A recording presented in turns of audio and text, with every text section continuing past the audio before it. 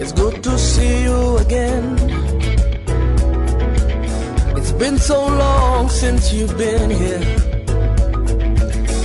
You had me thinking you were dead. How's your taxpayer mansion, Mr. Politician? It's good to see you again.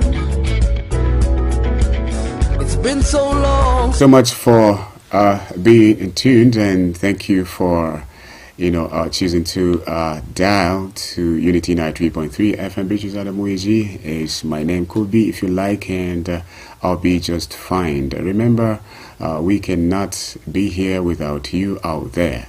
And of course, until we come together as one united force, Plateau will not be that plateau of our dreams. And so on these platforms of Unity 93.3 FM, Unity Train, we're calling on everyone. Let's put our heads together and let's make Plateau that plateau of our dreams. Today being Thursday, the 7th of September 2023, in the studio of Unity 93.3 FM, I have an in-house analyst and political scientist.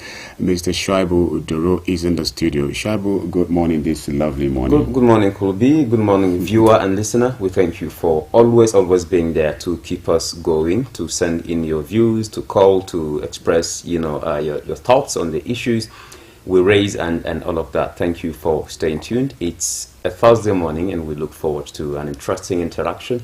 As usual, you are all welcome. Yes, you are all welcome. Now we begin our discussion knowing fully well that yesterday was a very big day for us in Nigeria. Not because of anything else, but because of the judgment that was, being passed yesterday concerning, challenging the victory of, of President Bola Tinubu, the recent elections in Nigeria. And yesterday was that day that many of us have been waiting. And of course, yesterday we began our discussion with calling the attention of every Nigeria that in the end, let's keep being patriotic. We must begin today's edition of Unity Train by saying thank you so much for still choosing to be patriotic and remain one united Nigeria. And so on this, we have the first headlines. It has to do with that, Mr. Shuaibu, and this one says why Atiku Obi APM's petitions against Tinubu fell. So it's like a question. So let me just ask you why why it failed. Yeah, well, could be. Good morning, viewer and listener. Once again, I think these issues are already, in the public domain. They are already in the public space. We have our phones, our internet facilities and all of that. I think most Nigerians by now should be abreast with developments as far as yesterday's judgment, on the, the lingering case between, the election dispute between Atiku Abubakar, of the PDP, Labour Party's Peter Obi, and APC's President Bola Tinubu. This is the issue. But of course, like we've always done, it's not a bad idea to, keep the masses abreast with developments as far as these issues are concerned. Now the judgment was delivered yesterday, and apparently President Bola Tinubu has come out trumps as far as the judgment is concerned. And so the question has been what are the grounds on which the judgment was delivered, and like you also asked, why can we say that President Tinubu's mandate is actually legal and valid and all of that. This is the issue. Of course, I think yesterday when we x-rayed, this whole issue of the judgment and the issues that constituted the ground for, the petition by both Peter Obi and Atiku Abubakar, we did say that one of the reasons, are that because apparently some of the grounds on which both Obi and Atiku Abubakar actually challenged, the election of President Tinubu, were either similar or in fact the same.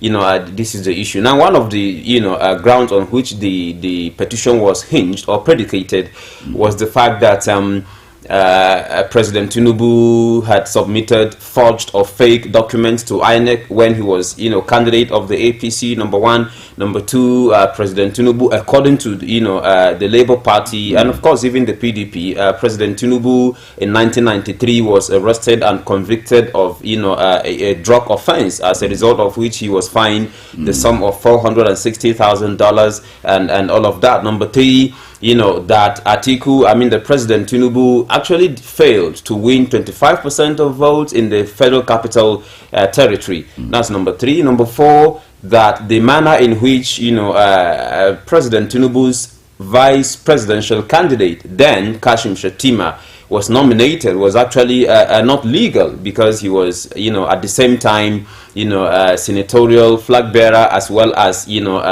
a vice presidential candidate and all of that. That's number four. And then number five, both parties actually alleged that there were cases of irregularities in the election, that there were cases of overvoting in certain parts of the country and things like that. And number six, that the INEC actually failed to transmit, election results real time electronically as provided for, by the Electoral Act, according to them, and things like that. So these are actually the grounds that constitute the entire substance of the petitions by both Atiku Abubakar and, of course, Labour Party's Peter Obi. But of course, we could see that. So you're coming to my question now. Yeah, I'm coming to you. Thank you, Kubi, for the patience to give me. You let me actually set the tone for the. Thank you for the understanding. We need that, yes, definitely. Now, apparently from the judgment, the tribunal, headed by Justice Simon Tamani Haruna, actually seemed to have nullified all the grounds on which the petitions were actually predicated. Number one, concerning the issue of certificate forgery. Of course, the tribunal held that both Peter Obi and Atiku Abubakar of the PDP failed to actually convince the tribunal beyond reasonable doubt that Bola Tinubu actually had submitted a fake or forged documents to INEC and all of that. There wasn't anything substantial on the part of both petitioners to actually give any impetus to the allegation that his documents were fake. And although the tribunal admitted that a certain document was missing, but it doesn't constitute enough ground to invalidate the other documents that he had submitted to the INEC and things like that. That's number one. And then number two, concerning the issue of drug offense in the United States in 1993, the tribunal also held that the issue was settled as far back as 2003. A certain report from the Nigerian police then, actually was released to that effect. And the U.S. Embassy then also confirmed that President Tinubu had already been cleared of drug, offense charges, in the United States, and so the issue, was not justiciable. And then not just that the issue of fines, or the $460,000 fine imposed on Tinubu then in 1993, according to the PDP and Labour Party, the issue was not, a criminal matter. It was actually a civil matter. And I think, from my little understanding of these legal, technicalities, when you talk about a civil matter, you're talking about something that has to do with a citizen and another citizen. And then if it's a criminal matter, it's something that has to do, I think, with a citizen and the state. I hope that legal interpretation is we might be inviting some lawyers to be and things like that. This is the issue. But what the court actually held is that the issue of the fine imposed on Tinubu was actually purely a civil matter and not actually a criminal matter. For that reason, it doesn't disqualify him from actually running for an elective position in Nigeria, even if it is that of the president. I do also know that the law says an ex-convict cannot actually run for any public or elected office in Nigeria and things like that. But of course, according to the tribunal, both the PDP and the Labour Party failed to actually convince the court beyond reasonable doubt that that President Tinubu was actually, arrested and subsequently convicted, by a court in the United States and things like that. That's number 3. And then concerning the issue of failing to win 25% of votes in the FCT, the tribunal held that winning 25% in the FCT is not even necessary, as long as, because the Electoral Act actually simply says that a candidate actually should have, or presidential candidate, or should or must have won, 25% of votes in at least 22 states? I think 22 states of the federation. That actually is, I think, 1/3 one quarter of all the votes in all this. So 25% will be 1/4 of all the votes, in the states. This is the issue now. What the tribunal actually held under the leadership of Justice Simon Zamani is that winning 25% of votes in the FCT is not even necessary. No law says you have to win 25% of votes in the FCT before you actually, as long as you have fulfilled, the 22 state or the 25% 22 state requirement, you don't have to win the FCT, because after all, the law does not give the Federal Capital Territory any special status in vis-a-vis other states of the federation. Nigeria is a union or a federation of 36 states, and then the FCT, although it's not actually addressed as a state, but in the eyes of the law, it is just like an additional state, in Nigeria. And that is why it will, you will normally hear, the 36 states plus the FCT and things like so. So it is like, in the eyes of the law, or as far as the law is concerned, the FCT is just like another state in Nigeria and not, something special. This is the issue. So on grounds of that, we can't actually say that the fact that you have failed to win in the FCT should actually, invalidate, the vote you have gotten from other states and things like that. And this is the ground. Then concerning the issue, of and then of course I think the tribunal also made reference to even the case between Shehu Shagari and Obafemi Awolowo in 1979, when of course Shehu Shagari of the NPN actually did win the election, in 12 states, but because he failed to win in Kano State, Awolowo felt that it could constitute a ground for challenging the validity of the election and things like that. But then the tribunal actually held that winning in Kano wasn't necessary as long as the candidate had won in the other 12 states and things like that. This is the issue. So I think the same thing applies to this particular case. And then concerning the issue of electronic transmission of result, again, the tribunal held that INEC is at liberty as an independent, electoral, institution to decide or determine, whatever manner, it would like to actually transmit results. There is no law that actually mandates or obliges, INEC to transmit results electronically. Section 65, I think, and then 52 of the Electoral Act does not, gives INEC the liberty to decide whatever method it would like to use to transmit results and things like that. And so that also the fact that election results were not collated or transmitted electronically should not actually constitute a ground for invalidating Tinubu's mandate and things like that. These are the issues. And so I think at the end of the day, on these grounds, the tribunal held that Tinubu's election, could or should, actually stand legal, and acceptable and things like that. And then, of course, Atiku Abubakar and both Peter Obi also alleged overvoting, in the course of the election and other forms of irregularities. But of course, again, the tribunal actually did hold that if Peter Obi, actually alleged irregularities in the course of the elections, it should be able to provide, names of those places or those polling units where, there were alleged cases of irregularities and things like that. The court says, the tribunal says, it's unimaginable that a candidate is alleging irregularities or overvoting in about 176,000 polling units, you understand, in 774 local governments throughout the federation, but wasn't able to actually specifically say,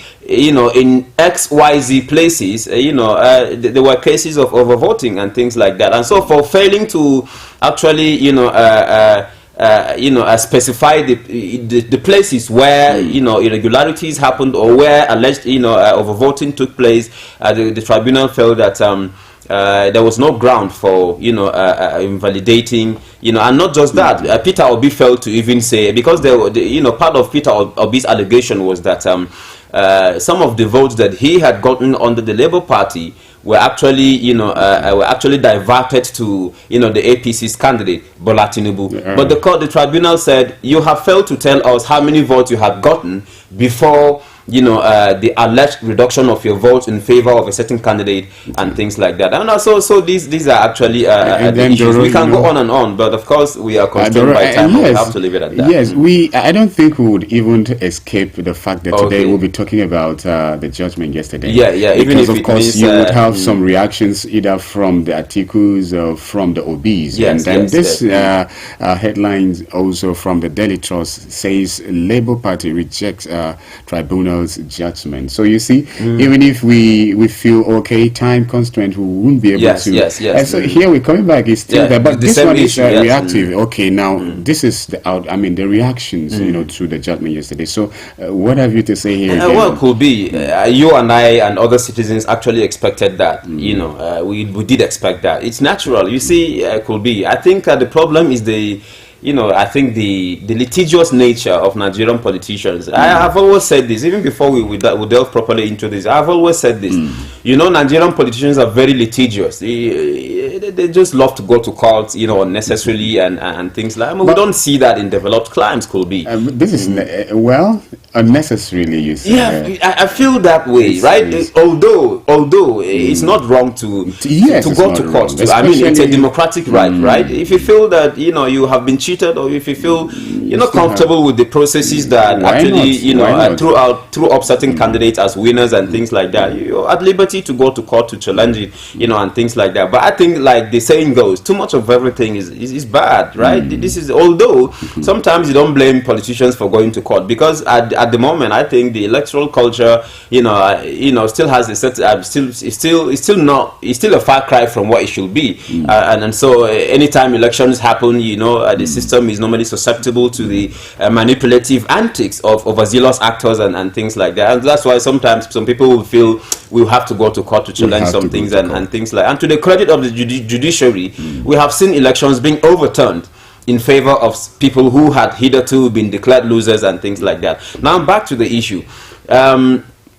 We didn't expect Tinubu and Abubakar to say, okay, yeah, fine, the judgment has been delivered, and as patriotic citizens we have accepted defeat and things. We didn't expect that. Atiku and Obi. Yes, Atiku and Obi. We didn't expect that. Yeah, Atiku and Obi. So through Atiku Abubakar and of course Peter Obi have actually vowed to go to the Supreme Court because there's option of appeal actually, so they vowed to go to the Supreme Court to challenge the result of the judgment, because according to Atiku, Atiku actually, and I'm quoting him verbatim now, he did say we actually got judgment, but certainly not justice, because in his own definition, justice is if he had won at the tribunal. And I keep asking this question, Kobe. At the end of the day, what is even our definition of justice? Is justice supposed to mean if you succeed in the tribunal? So it's like justice now is relative. It's relative and subjective. It depends on what actually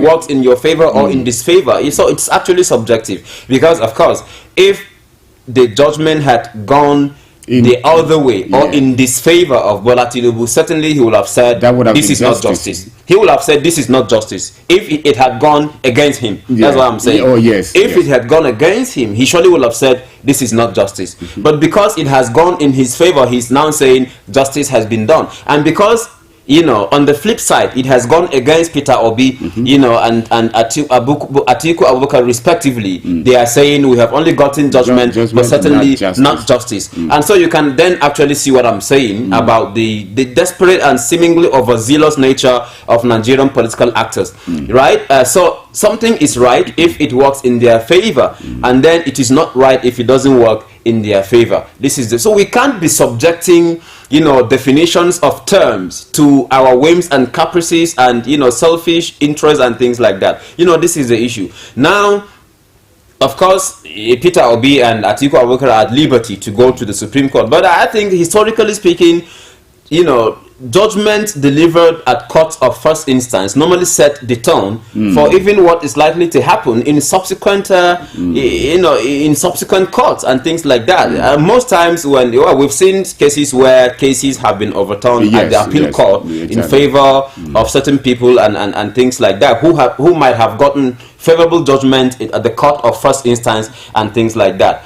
But again, I think in this particular situation, I don't think that, you know, Atiku Abubakar and Peter Obi are likely to stand a very, very good chance, even in the Supreme Court, given the, you know, the nature of the judgment, the grounds on which the judgment was delivered, and all of those issues. But of course, we wait to see what happens at the Supreme Court if they eventually decide to actually go there. And there are people who are saying that historically speaking, presidential elections have never been upturned, and you and I know it has never happened in Nigeria since 1999 till date. I've never seen a situation where any, no matter how, and I do know, and you and I also do know, that there were cases, there were elections, presidential elections in the past that were won by certain people, right? But, you know, who were actually denied in favor of other people, maybe because, like we have said, of systemic issues, you know, and things like that. There have continued to be this allegation that the election, the 2007 election, presidential election, that was won by, you know, late Umaru Musa Yar'Adua, was actually won by, you know, then candidate, you know, Muhammadu Buhari. This is the issue. But did Buhari succeed at the tribunal when he decided to challenge the result of that election? He didn't succeed. This is the issue. And that's just number one. And then number two, given the winner takes all and the zero-sum disposition of the political culture in Nigeria, I don't see a president that has won an election, whether rightly or wrongly, validly or invalidly, and things like that. I don't see him being, you know, being thrown out by any tribunal, because at the end of the day, if you look at the extent of constitutional powers at his disposal, if you look at the extent of power he controls, and I mean, when President Tinubu won this election, but the first thing he did was, I mean, when nominating ministers, he decided to nominate a friend, an ally of, and a sympathizer of his, in the form of Lateef Fagbemi as Minister of Justice, who is, you know, a reputable lawyer. So what do you expect? Like that. So this is the issue. And then the Chief Justice of the Federation is Olukayode Ariwoola, who was actually, you know, recommended to then President Buhari by, you know, Bola Tinubu. And so with all of these odds, I don't see anybody standing a chance against President Tinubu. Mr. Dora, I'm so interested about governance. And, you know, now this leads us to the next headline, which says, you know, the president is already calling for, you know,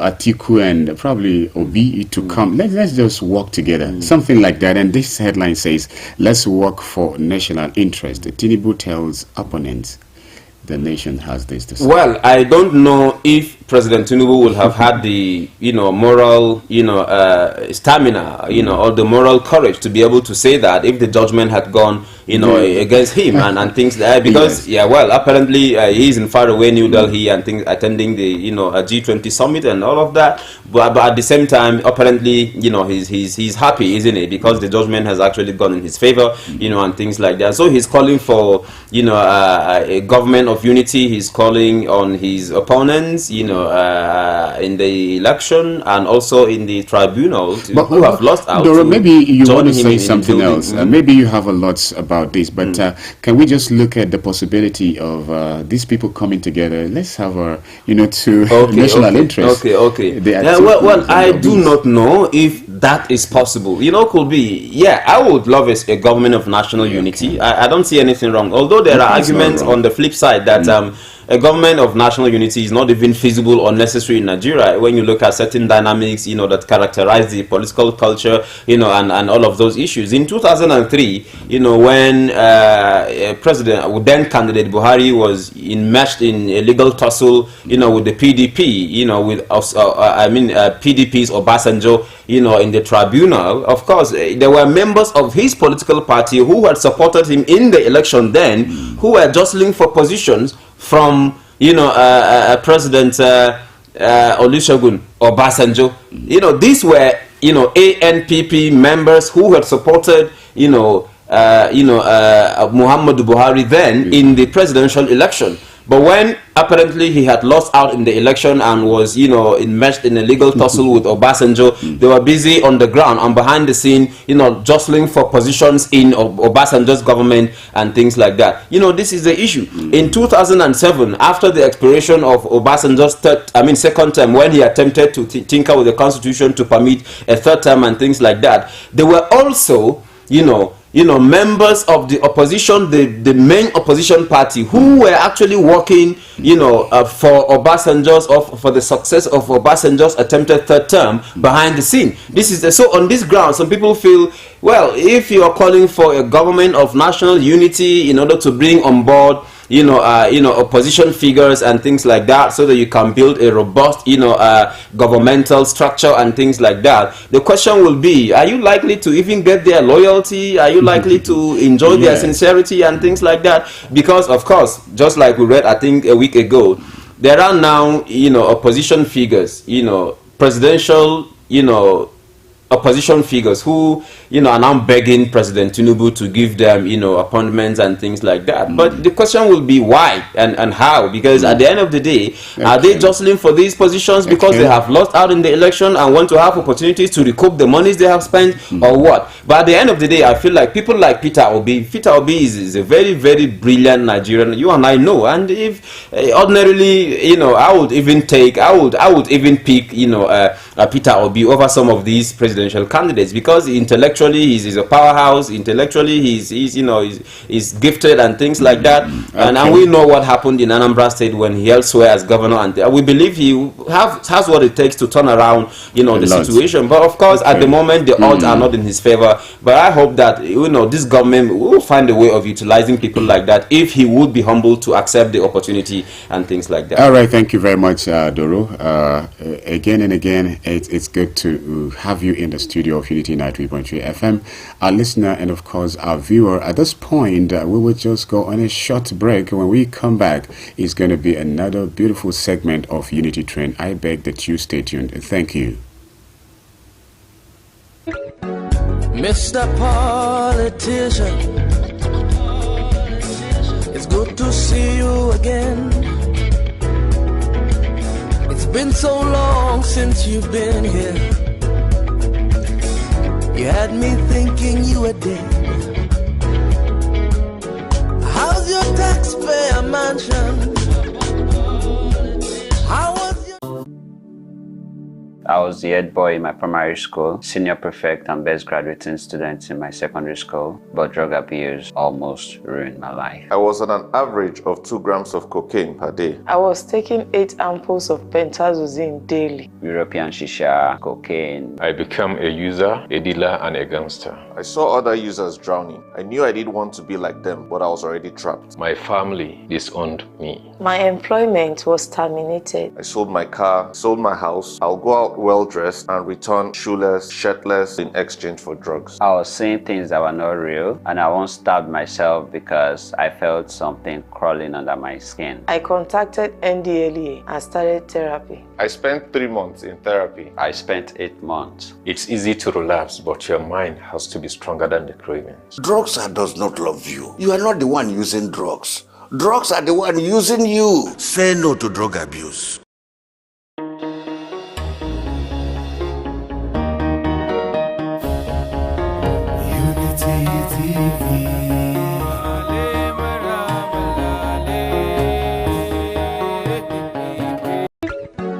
Mr. Politician, it's good to see you again.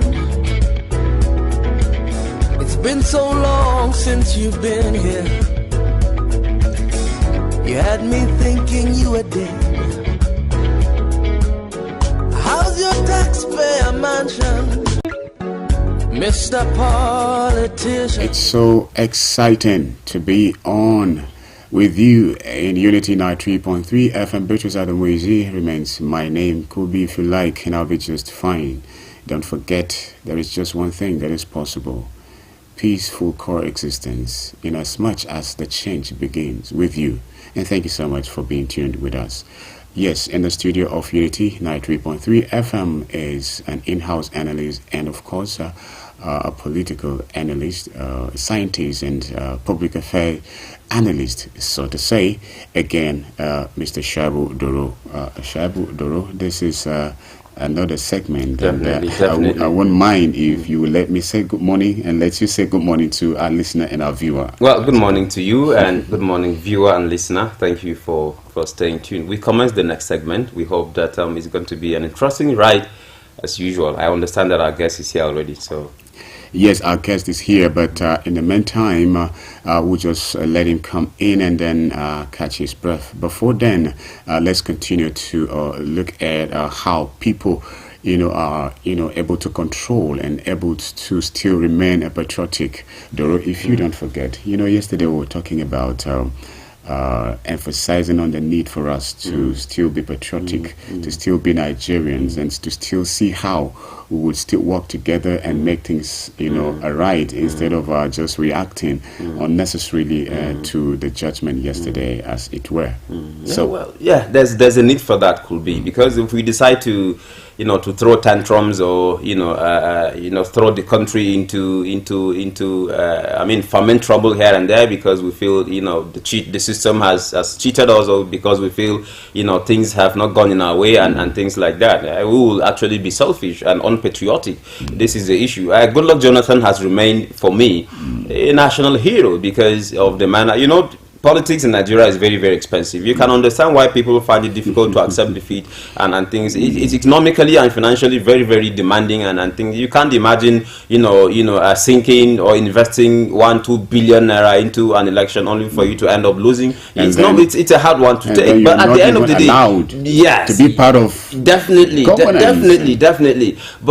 the end of the day, what can you actually do? Would you rather the whole country went to war or the whole state went to war because you have lost out, or what? If we were going to war, if you decide to put the whole country in trouble because you have lost out, your family members and relatives and uncles and cousins and all of that are also part of the civil society who also will bear the brunt, be at the receiving end of some of these things. So I think at the end of the day, we need to be mature enough, to accept. For supporters too, it's not easy, because the person is my brother, my uncle, my tribes person, my all of that, and so someone that you believe. Yes, and I believe that if he wins, something will come my way, benefit wise and things like that. But if he loses out, of course, I'm worse off. But at the end of the day, Nigeria is bigger than the selfish interests of all of us and things. So Goodluck Jonathan, I think, has set a very good precedent, and I think we need to respect that. He called President Buhari then to say congratulations, you have won, and he has remained a national figure. I hope that subsequently we will actually take a cue from that,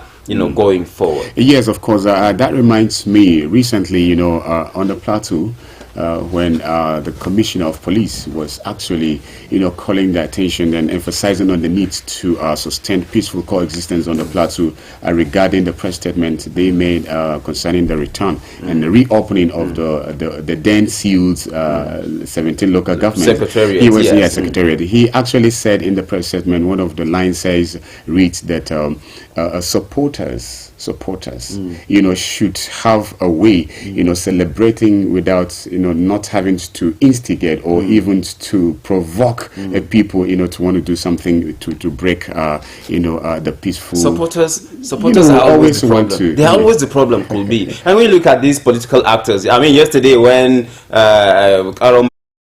State walked in and other opposition figures, and you could see how they were exchanging pleasantries and all. When they meet at parties and dinners, and you celebrate, you don't see the kind of animosity that people actually magnify on social media and things. You don't see that, and you can see the intermarriages are happening across some of these families and things like that. Supporters. And then you want to go and hug a power transformer simply because a certain person somewhere who never is aware of your existence, he has lost an election. It doesn't make sense. I think it's the height of I wouldn't want to use a certain word here because we're on air, but I think it's the height of indiscretion, to decide to go, to a certain extent, simply because a certain candidate you have supported didn't win an election and things like that. The world will not come down, and life goes on regardless. Yes, the world won't come down and life goes on, and that is it. Even if you celebrate, don't celebrate in such a manner that will provoke other people at the other side of belief and positions. And on this note, of course, our guest, like I've said earlier on, is seated in the studio and the discussion begins. Yes, of course, environment is one of the greatest gifts that human beings have. Unfortunately, this same God's given nature is being destroyed day by day. Surprisingly, the activity of human beings is one of the factors that is responsible for the destruction of the environment, leading to a health challenge amongst others. Therefore, the need to address indiscriminate disposal of waste, even biodegradable items, becomes paramount in Jos Metropolis, looking at its cosmopolitan nature. One of those saddled with the responsibility of ensuring healthy environment on the plateau, Mr. Gabriel Bako Shem, Acting General Manager, Plateau Environmental Protections and Sanitation Agency, PEPSA, is in the studio to discuss issues around sanitation, dumping of refuse, roads repairs, market shops, and lots more. You're welcome, sir. Thank you. Good morning. Good morning. Thank you very much. Good morning all. Okay, our viewer, you can see the gentleman is seated already, and we have a segment with which it has to do with you. Without you, we won't dare try to go to the next segment. And so do stay tuned, listen to the conversations, and that time will come for you to begin to throw your own comments and contributions in order to have a safe environment on the plateau and by extension in Nigeria. Sir, it's good to have you once again. Thank you. Yes, we'll begin by just help us know what PEPSA is all about. Thank you very much. Well, PEPSA is Plateau Environmental Protection and Sanitation Agency. PEPSA is saddled with the responsibility of managing waste within Plateau State. Okay. PEPSA was established since 2001 and by the Plateau State government. Okay. And right from it's been established, we swing into action and then trying to make sure we keep Jos and Bukru Metropolis particularly clean and green. And managing waste actually is capital intensive. Okay. But here in Plateau, the Plateau State government is trying its best in funding the agency, making sure that all the streets within the metropolis are kept clean.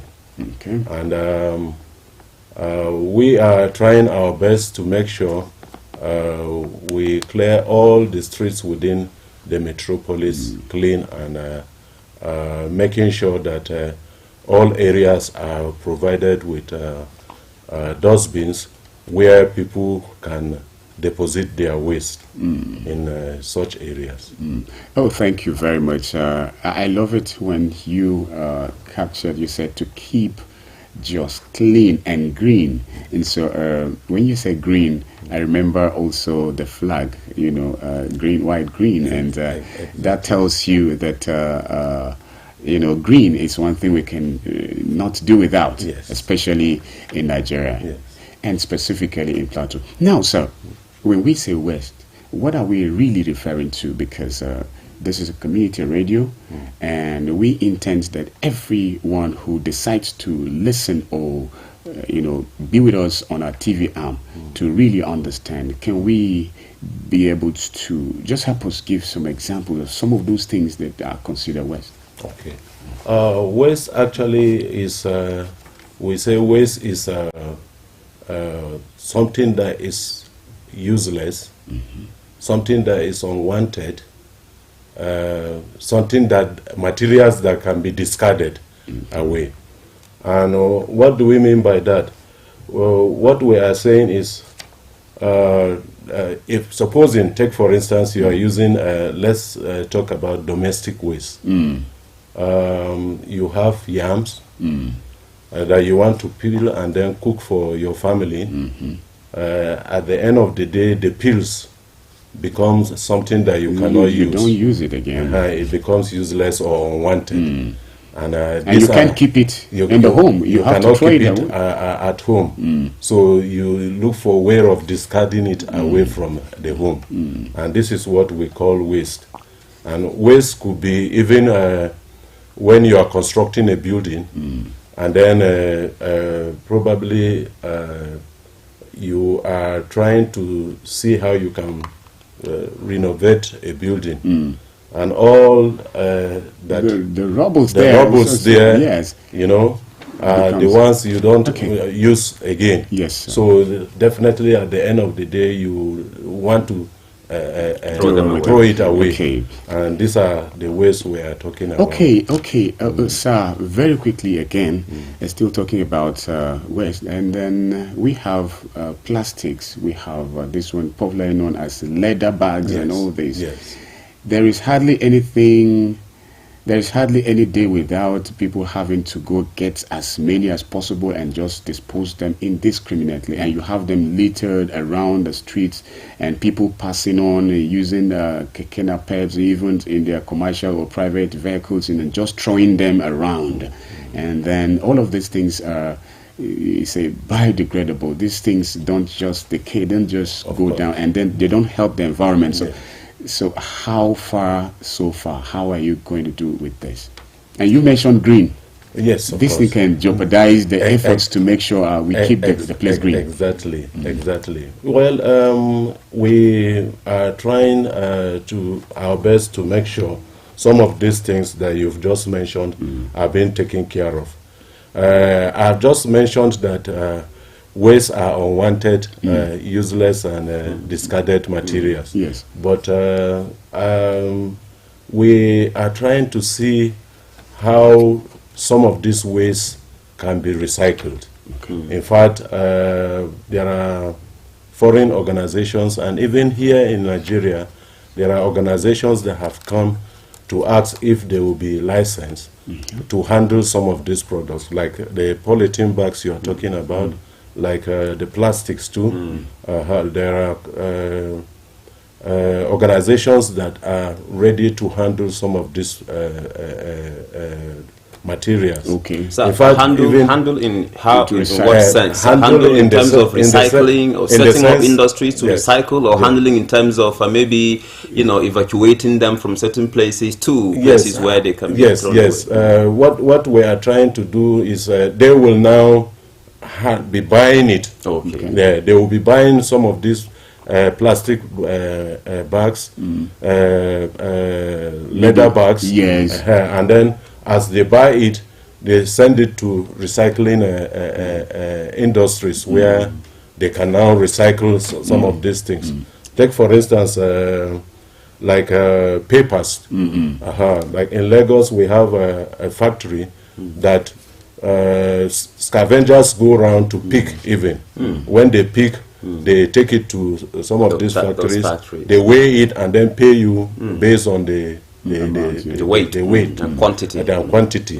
And then it will be recycled to produce some of these products we have in the market, like toilet tissues, tissues, and then even books, exercise books. These are some of the areas where they recycle. So and even in the plastics, once they collect, they take it to industries where we have this production of spoons, rubber plates, and so on and so forth. So have you reached any agreement with those organizations? We are trying to, they've brought out their proposals to our office, and we've collected it. We are still discussing and planning on how we'll now invite them to come. When they come, we'll now sit down and then discuss on the conditions to be made before you'll be given such a... It's not just giving you like that.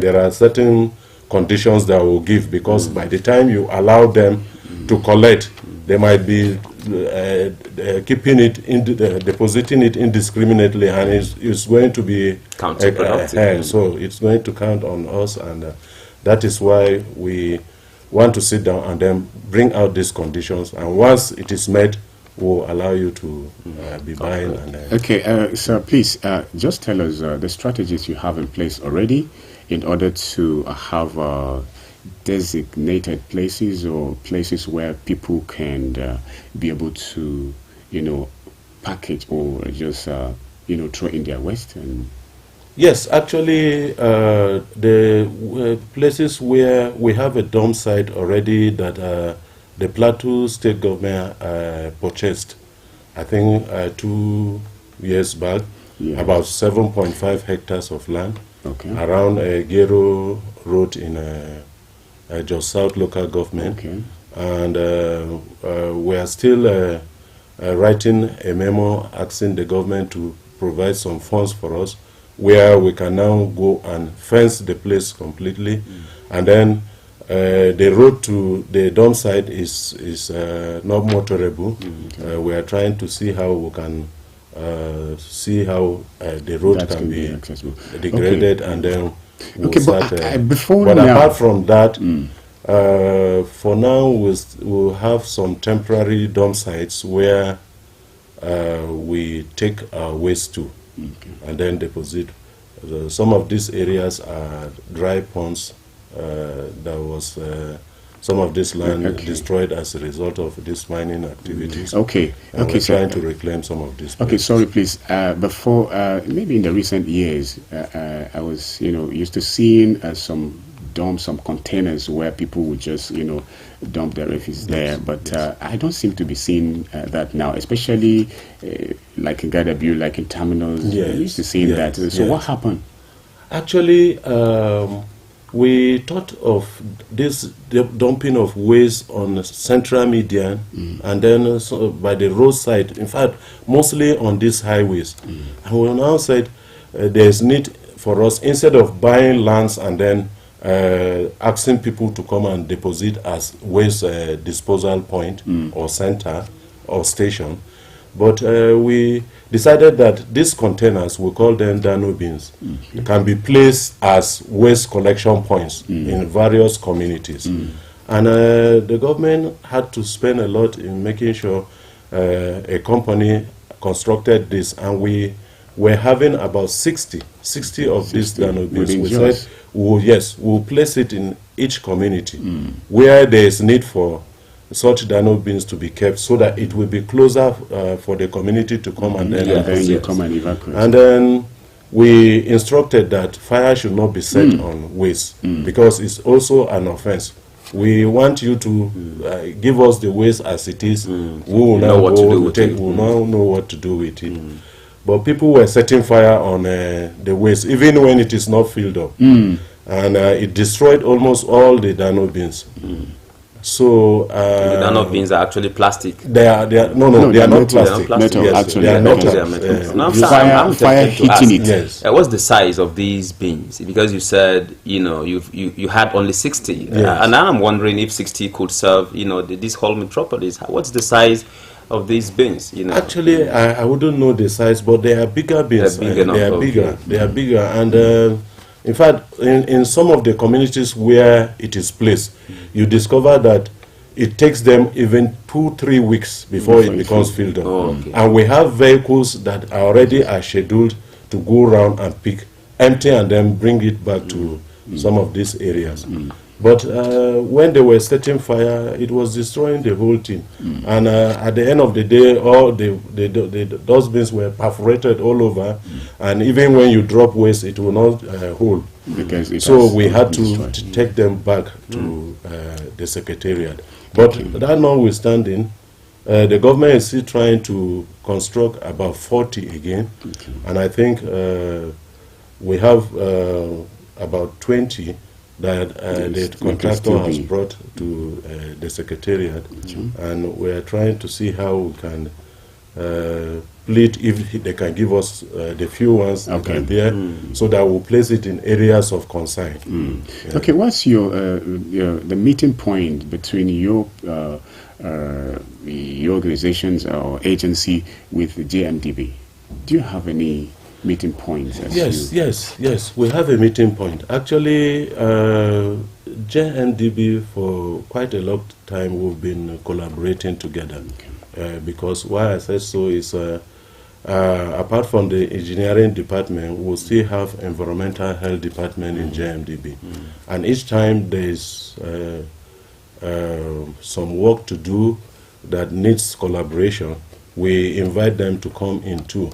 Particularly when it comes to markets, and then street traders that are selling by the roadside. And vehicles, the congestion of vehicles in the city. We collaborate with JMDB to carry out some of these functions. Okay, still, you mentioning marketplaces. These they contribute a lot in terms of generating waste. And so what are you doing about it? Because you can't do without having people, generating waste, especially in the marketplaces. Like in the markets, we first of all invite their trade unions, and we discuss on how do we handle their waste. It's just these days that you begin to see markets all over springing out here and indiscriminately. There, and you discover that there are no areas that are provided for where the marketers will deposit their waste for us to finally come and then pick. And that is why we are having problems within the market areas where you see them carrying their waste outside and depositing it on the street. By the street. So we have discussed with the market union, and we said there must be a specific place where will be provided within the market center where we can now place this Dano bin. And we've been actually doing that in markets. We'll provide this Dano bins. Place it there. Once it is filled up, they have our numbers. They will call, and then we will send our vehicles to pick empty and then replace it back.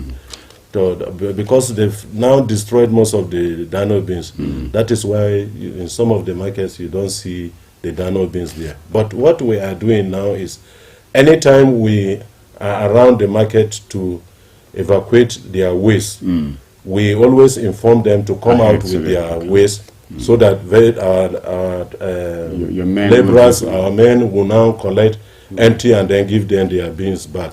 So this is what we are doing for now. Okay, sir, please, in recent years again, there was these baskets where you collect waste, and then every commercial vehicle was mandated to have these. And to some extent, yes, that was working, and then suddenly we don't seem to have that working. What is the problem? Exactly. That actually, what happened was that we engaged the services of some consultants, and they are the ones that were doing that. But later on, we discovered they were collecting and then not providing some of these baskets. They were collecting money from the government? They were collecting from the traders. The drivers, taxi drivers and bus drivers. They were collecting the money, and then they were not providing the baskets. And then at times, even when they provide the baskets, they don't monitor and supervise what is happening. Okay. So I think there was some issues that came up, and then the government called their attention and asked them to stop. But for now, we are still discussing with some consultants too, to see how these things will be brought. Because certainly there has to be an alternative. Yes. We can't just throw away the baby with the bathwater. Exactly. You said something about some excesses of members of the public, you know, probably, like you did say, you know, members of the public burning or setting fire on some of the dano beans you had provided and things like that. And how are we going to, how can we check that? Shouldn't there be, are there some disciplinary measures against people who engage in such excesses and things like that? Yes, actually, we've been trying to, in fact, for some times we've arrested some few people that were doing that, and they were prosecuted. Okay. But the issue was, as at that time, most of the dano beans we placed in some strategic areas, our staffs were not stationed there to watch and then supervise some of these things. But now we have discussed and concluded that if these dano beans are being provided, we'll now station some of our staffs that will be there checking some of these people that are fond of setting fire on the beans.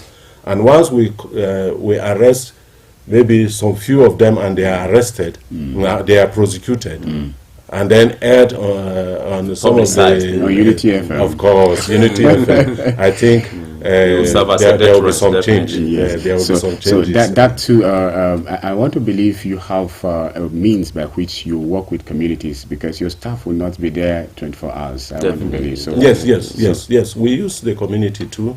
In fact, in communities where some of these things are placed, we'll make sure we have a meeting with the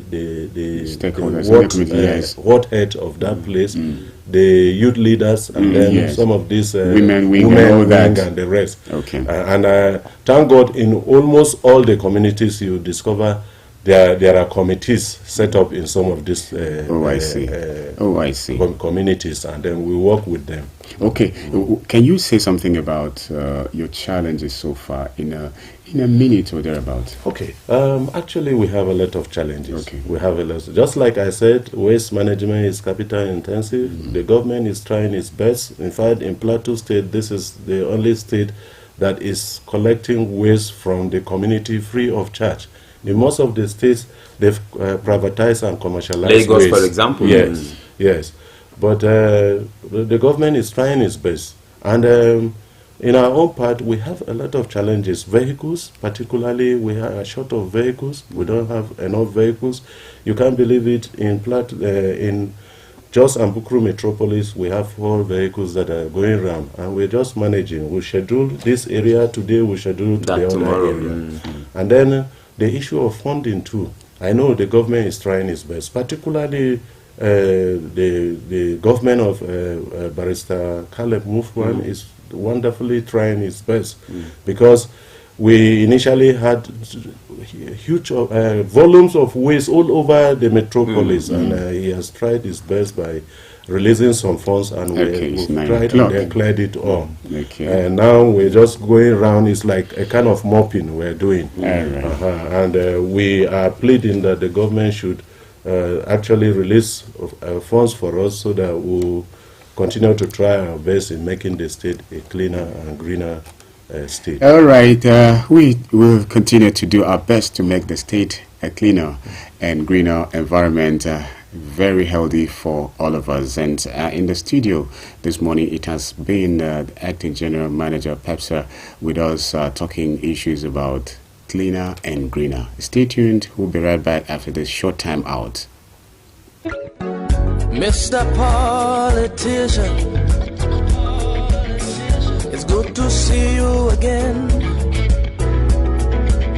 It's been so long since you've been here. You had me thinking you were dead. How's your taxpayer mansion? How was your...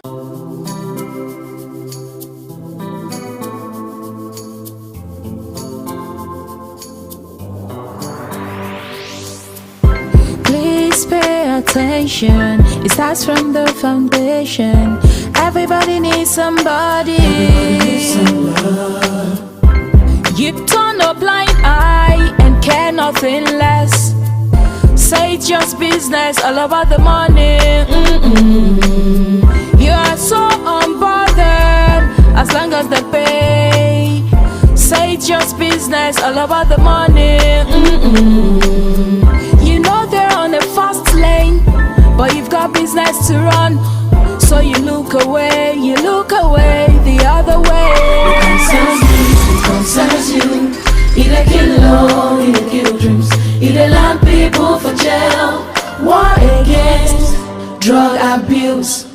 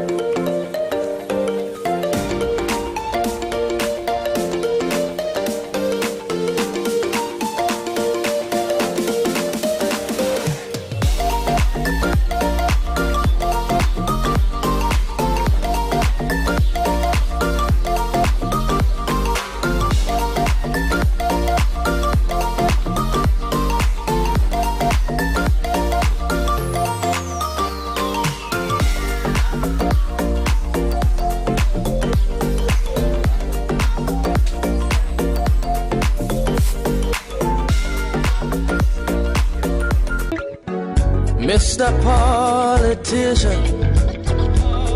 Thank you, and let me say welcome back to the last segment of Unity Trend this morning, Thursday, the 7th of September 2023. And in the studio, it has been the Acting General Manager of PEPSA, and we've been talking issues of cleaner and greener on the plateau. Discussion continue, and this segment, our viewer and our listener, it's your segment where you will call us and then tell us your name, where you're calling from, and then you make your contributions within a minute. And remember also that we don't take comments that does not, go in line with our vision of promoting peaceful coexistence on the plateau. And comments made on this platform are not in any way the position or standpoint of Unity 93.3 FM. Pichusadomu usually remains my name, and so it's all of your time. But before you begin to call, maybe in a minute or two, I apologize. Mr. General Manager, yes. Acting will just tell us about, you were talking about challenges, actually. Yes. So now, in a minute or thereabouts, about this monthly environmental sanitation, it's back. So what should we do now and make it more effective? Has there been compliance on the part of the members of the public? Yes, actually, the last one we had just a few weeks back, I think there's, let's say, 75% compliance. Okay. But we still have a problem. All right. We still have problems with our community. Okay. And I want to say here that please, sanitation that we arrange at the end of the last Saturday of the month, just once in a month, is very, very, very essential for our people. Yes. You discover, particularly during the rainy season that we are in now, the drainages are blocked everywhere. That's good. And these drainages are blocked as a result of people's activities. The nonchalant attitude of people. Once there's any sign of rain, you discover that all residential houses, shops, particularly around Terminus area, Bukuru area, all the shops will arrange their waste in a basket, waiting for the rain to drop. And once it has started raining, everybody will empty his bin in the drainages in front of his shop. And it will not reach anywhere, particularly when the rain is not heavy. It will completely block all the drainages, and you see water going into people's houses, which causes floods. Some experts even say that the presence of constant presence of water on roads actually eats up the basis of the roads and even affects their lifespan and things. Now, other than that, sir, are there health challenges, for example? Yes, of course, there are health challenges everywhere. You discover one. If these wastes are trapped somewhere and water is stagnant there, it becomes a breeding room for mosquitoes. Believe me, if you come around 6:30 to 7, you will see the number of mosquitoes that are coming out from such dirt in thousands, and they go back into our respective houses. Bite, and then every day you see malaria all over. People will, even in their houses, will begin to apportion blames to their neighbors, witchcraft and the rest. You see children vomiting, cholera all over, and then you begin to wonder, where does it come from? It comes from some of these things. And that is why we are saying people should be clearing their drainages during rainy season. And in organizing sanitation like this is one of the reasons why we say sanitation should be carried out on last Saturdays of the month, because that is the only 3 hour you can use. Probably from Mondays to Fridays, you don't. You are always busy in your workplace. Saturday will be the only day for you to clean your house, and we expect within that 3 hours. People should clear their drainages. If there are tall grasses all around, they should be cut down. And then some of the areas, maybe you have a large portion of land in your house, you'll be able to sweep all these places at that 3 hours. And then by the time 3 hours is up, you go back to your place of business. Oh, thank you very much, sir. At this point, let's begin to hear what our caller would have. Hello, good morning. Hello, good morning. Okay, we cannot hear this very one. I beg if you want to be a part, 070-3235-3315, and you will be with us live. Hello, good morning. Hello, good morning. Good morning, sir. Good morning, QB. Oh, thank you very much. Good morning, the guests in the house. Oh, thank you. Thank God that the guests from Penty this morning. Yes. My name Narudu was calling from Terminus. Mr. King, your guests are speaking well. Yes, thank you. Yes, I'm so happy for what you have said this morning, but I have some things to contribute. Please go on. He said that about 40 containers are for West Bin now. Like in my side from this refuse, apart from this Fabe Junction that they dump container just is that from Golden Base, Refuse, Shaka, and Millennium Squatter, all those areas, I can't move and see all those containers. So your guess they should help us to put some of the containers there. There was a moment then when they would drive, they would just see women slow down, wind up, and throw dustbin out inside leather. You see the way they are wet, the fat bamboo here. Human beings are very hard to control. Then another one is this old jute. If you look at old jute now, when rain fall now, you see the whole drainage block. And when those people there, and when they are talking, they say, can't you people, even if you are waiting for government, can't you people call people to create this drainage? They are start abusing me. Is it my papa road? Is it your concern?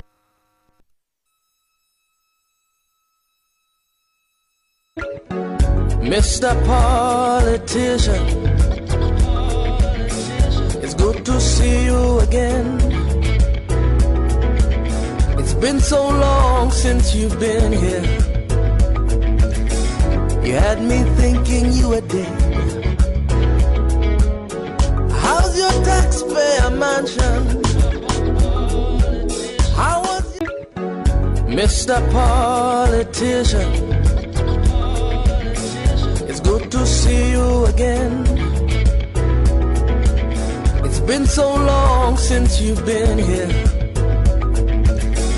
You had me thinking you were dead.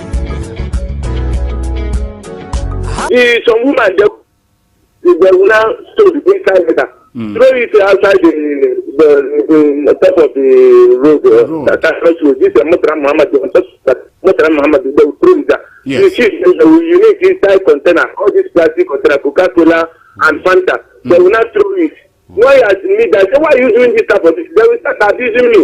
So what I'm saying is your guests will try, even if not this hunter, create them, let them be. One of them or two of them be standing. Okay. Monitoring people. We see like former government did that. I'm so happy. Nobody is dropping the zin on the center of the road.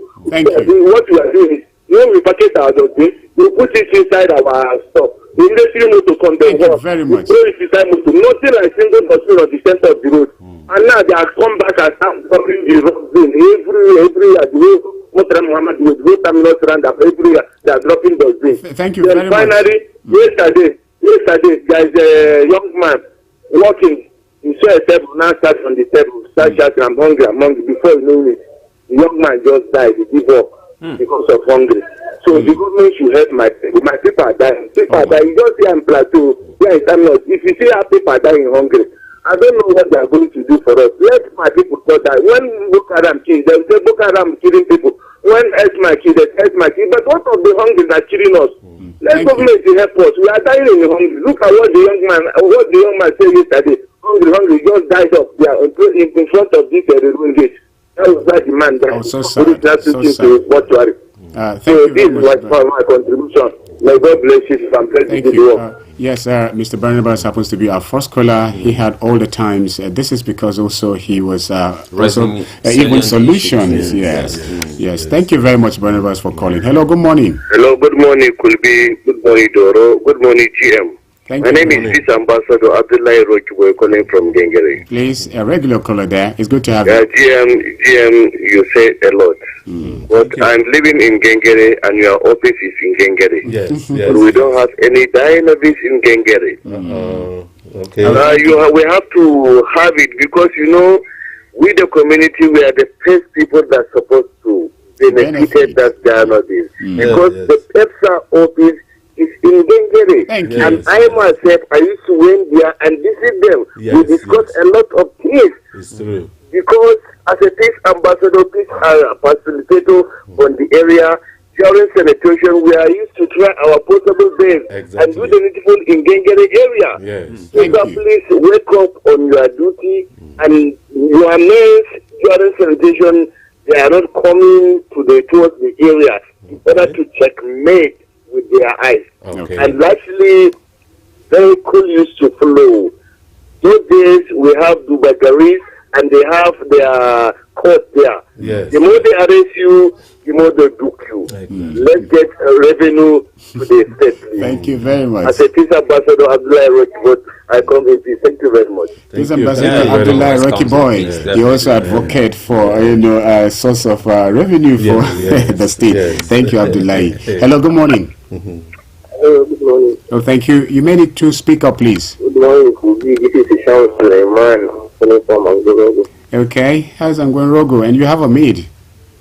I encourage the issue of this institution once every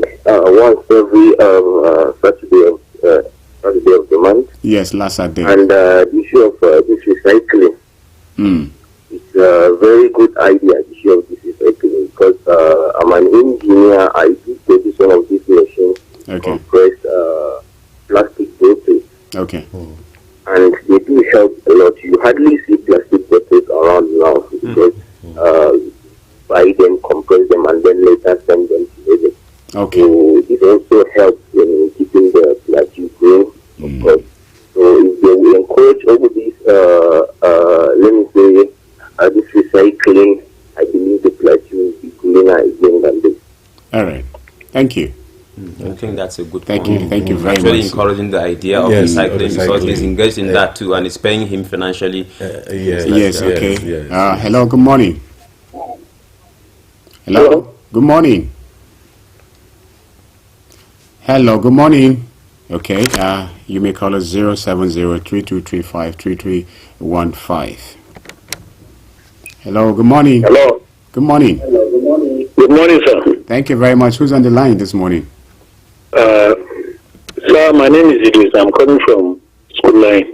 Okay, it's good to have you. You have a minute. You have a minute, please. Hello? Yes, we can hear you. You have a minute. So, please, as you people are saying people to make sanitation, I have a problem at the back of my house. Okay. My neighbor, she used to throw the spoon. I talk. They refuse. So please, I need your help with you people that government she can do something about it to come on. I look the place. Okay. And pray with these people to stop putting that dustbin. Okay. Please, I'm begging you. Thank you very much. Thank you very much. Thank you.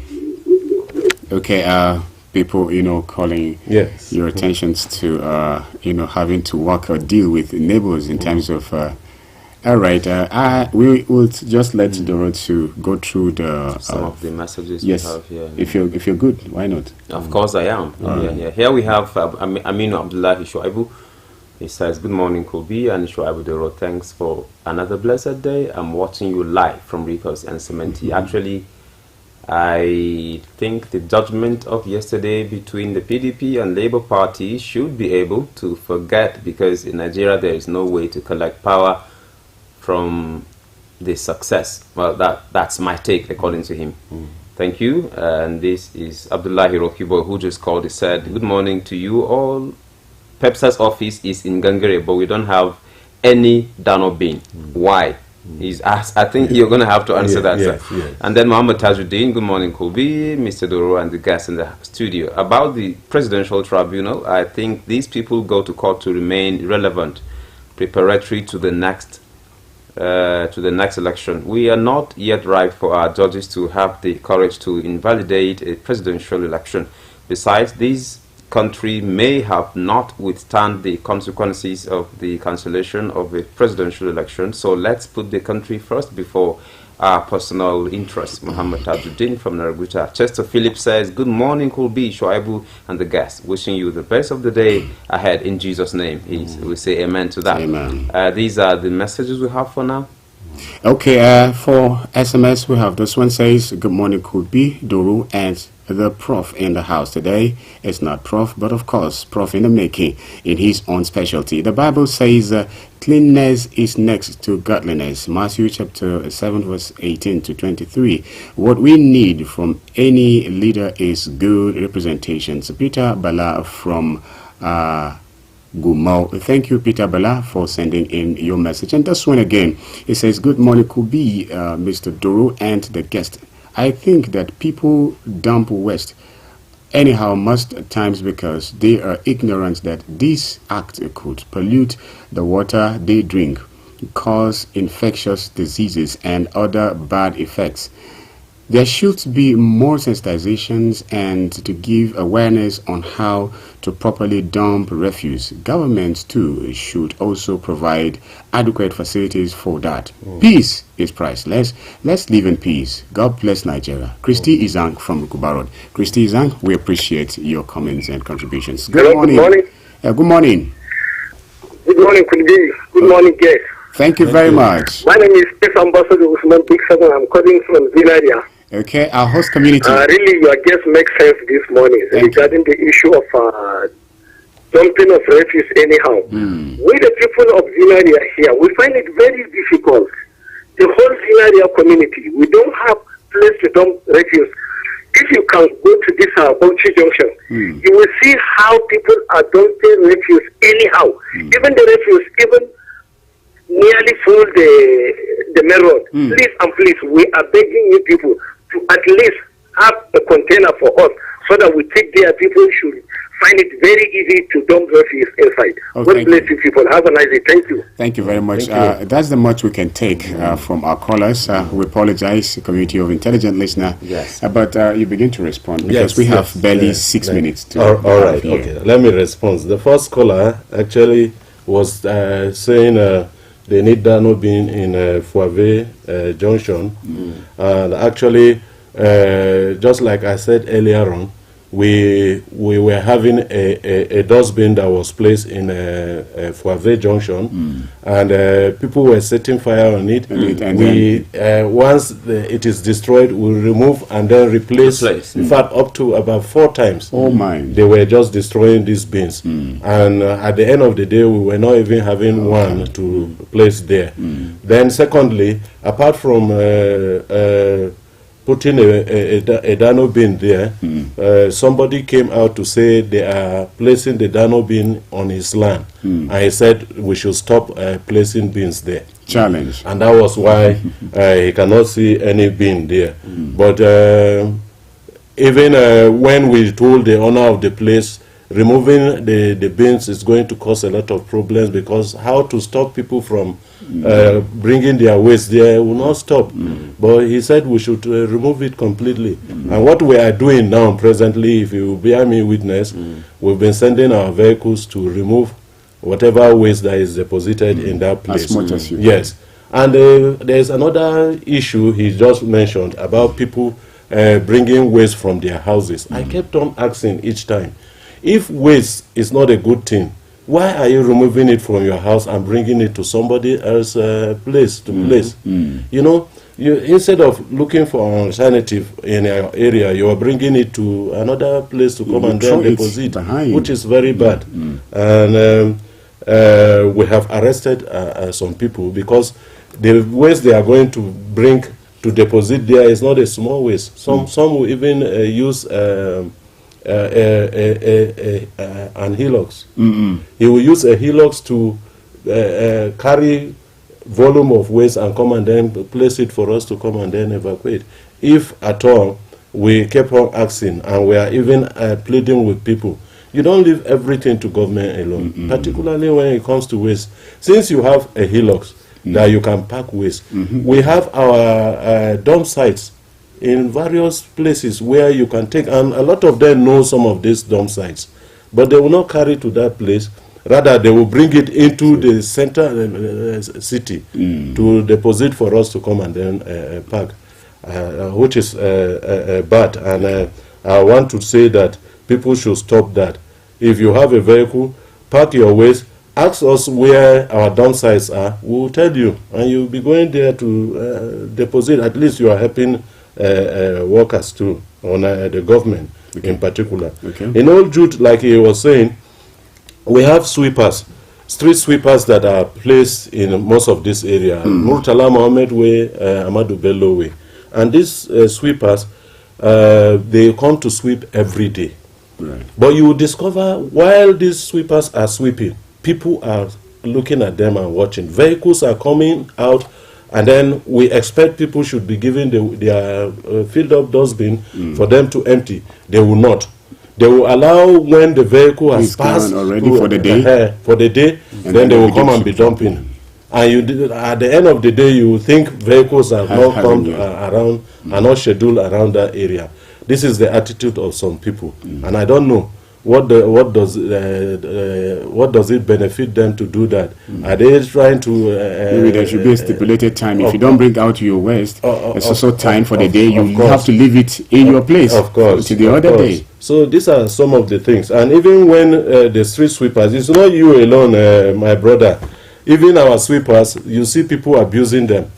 They will, once they are sweeping, they will come with their waste and dump it there. If the lady says, "Why are you doing that?" You said, "Bahana biankiba, government na bianki, this is your responsibility. You have to do that." So we want to discourage that from people.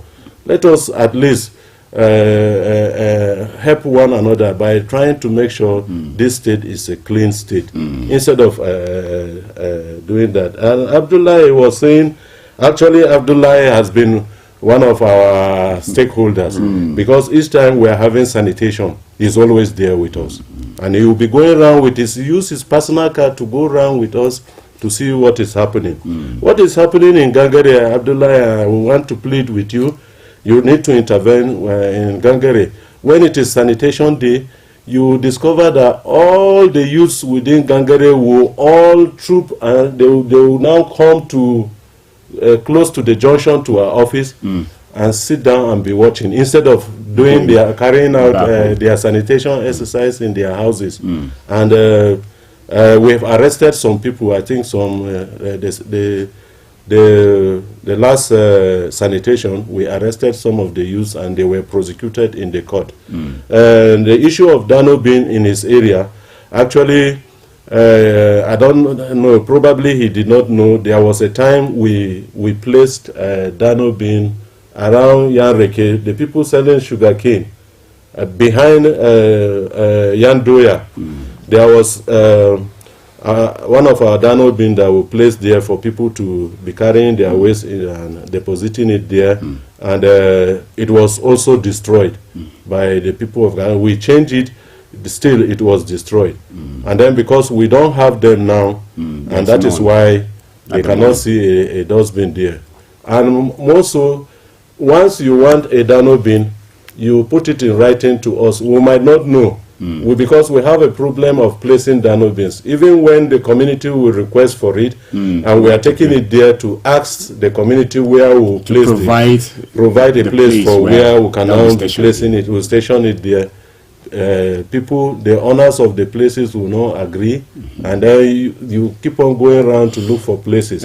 So he should write and request. And anyway, the final word is that I want to plead with the community, Plateau State indigenous, to cooperate with us in making sure we keep this state clean.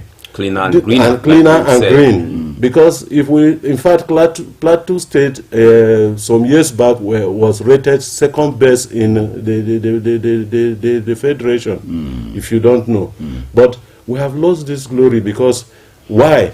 The government is trying its best, though there are lapses too, and then the community should also put in their best in making sure we keep this state clean. We need to change completely, and this is the time for us to change. To change and behave well so that this state will be cleaner, healthier, and greener. All right. Yes. Another one there. Cleaner, healthier, and greener. We look forward to that. Cleaner, healthier, and greener. Okay, you find out what, Mr. Doro? Yes, let's keep Plateau cleaner, healthier, and greener. Just to borrow the words of the GM. Plateau is ours to build and keep safe. Only together shall we make Plateau cleaner, healthier, and greener. And on this note, we've come to the end of today's editions. Let's look out for each other, especially those who are most hungry amongst us, so that we don't keep losing each other on the basis of hunger. Stay tuned for the rest of the program on Unity 93.3 FM. For me, Beatrice Adamu is your anchor today. Tomorrow is going to be another beautiful day. And of course, thank you everyone for making it possible, and our guests as well. Bye-bye. Thank you. Mr. Politician, it's good to see you again. It's been so long since you've been here. You had me thinking you were dead. How's your taxpayer mansion? How was your...